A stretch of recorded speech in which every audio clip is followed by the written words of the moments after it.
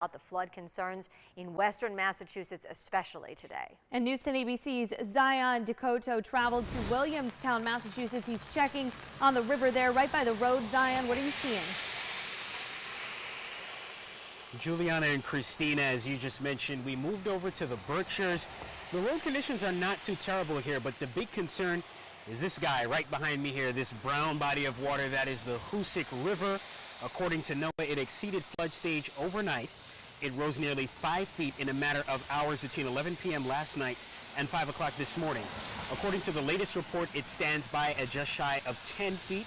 It's not expected to crest, which means hit its highest point before receding. That, of course, is according to NOAA. The Hoosick River will empty into the Hudson River, sending more water downstate, where at least one state of emergency has already been declared, and they've seen upwards of 5 feet of rain already in some areas. And as my photojournalist Trent pans back to me now, you can see definitely flooding concerns across the state.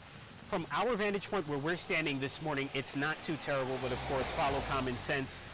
Watch where you drive, watch out for hydroplaning. If you see water in the roadways, don't drive in because you can never truly estimate how deep it really is. Of course, pay attention to Jill's storm warnings and updates as we continue to track this day-long weather event that may be expected to stay into the capital region for at least into tomorrow.